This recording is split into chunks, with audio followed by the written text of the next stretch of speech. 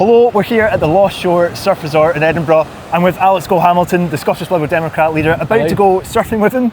Not a sentence I ever thought I'd hear myself say, but we're just a few weeks out from the Holyrood election, and we thought it'd be a good idea to try and sort of see what makes the Scottish party leaders tick, and what better way to do that than to take part in some of their own hobbies and interests. So that's why we're here. Alex says he's a good surfer. Someone who's done this many times before. Yeah, I've done it many times before. I've been surfing probably 25 years, but I'm kind of like 3 or 4 times a year guy.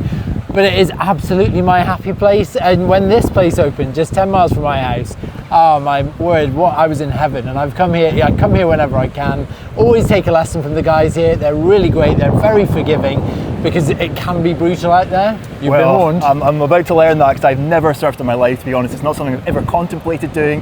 I'm going to have a beginner lesson, watch to find out what happens, as well as to hear from Alex and some of the big issues facing his party ahead of that election on May 7th. It'll take me a while. And it's exhausting. Yeah. And it can be, the first time I did this, right, I thought, right, I don't need an improver lesson, I know how to surf. And it destroyed me. I caught like 2 waves in an hour, and I was just ruined, just paddling. Really good exercise. So the improver lesson is so good. It's quite lippy, isn't it? Yeah, so it's nice to have a bit of a push. Yeah. It's nice to know, like, all of the leading stuff. Yeah, you want to be able to catch that wave. Yeah.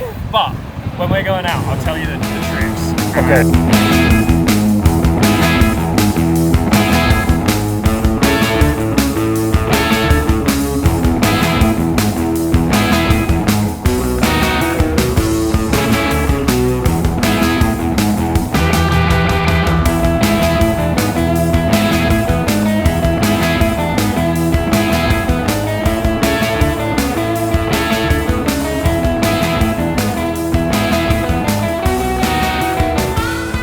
That was probably the most fun I've ever had on an election campaign trail. It was exhausting. Are you a convert? Yeah, I'm a convert. Yeah, no, it was a lot of fun. Really hard work. But we've got to talk about politics now. Absolutely.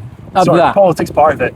I've got the sheet of paper here. It's very unprofessional, but I just didn't want to get my phone wet. Fair enough. Just finally, you've spoken quite candidly in the past about the impact of the abuse you've faced in politics, that all politicians face, the kind of counselling that you've received, or I think almost kind of resilience coaching. Do you think that there's a lot of talk with this election that it could be one of the most brutal and bitter in Holyrood's history, and potentially the next Parliament could be quite a bitter place as well? Do you think politics is becoming increasingly toxic in Scotland? I think it has the potential to be very toxic if we let it. But that is why I've resolved to fight this campaign as positive as I can. And you'll see that in our social media output. We're having a lot of fun, we're injecting a lot of colour. I'm trying to make time for myself personally to be with my family, to do things like this, and thank you for your largesse in making that happen. But listen, politics is a brutal game. It can be a blood sport, but only if we let it. And I think that, as I said before, it's incumbent on us to reach for the better nature of the people who send us to Parliament, to find common ground where we can. That's why the Lib Dems have shown, in working with others, we're prepared to get stuff done, even if it means laying aside old tribal differences and striking a deal. And that matters to people. I think that people get so fed up of the kind of name calling and the mudslinging and the dark arts of politics. It doesn't need to be like that. I mean, for the Lib Dems, people ask me what a Lib Dem is. And I tell them, give them 2 examples. There's the local and the global. And the local side of things, Kemi Badenoch said of us, what's a Lib Dem? Well, a Lib Dem is someone who turns up and fixes your church roof. Yeah, absolutely. That's us, guilty. And we're communitarians. We sweat the small stuff. We make sure your potholes are filled and your bins are collected.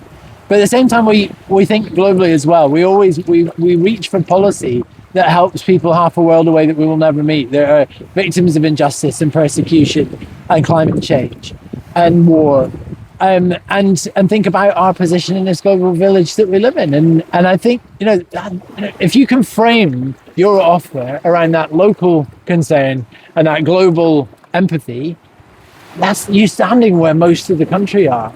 This is a country of good and decent people with internationalist outlook. I have so much faith. That's why reform doesn't worry me. Alex Hamilton, thank you very much. I'm absolutely Baltic. So I can see you looking very cool. It's looking very cool.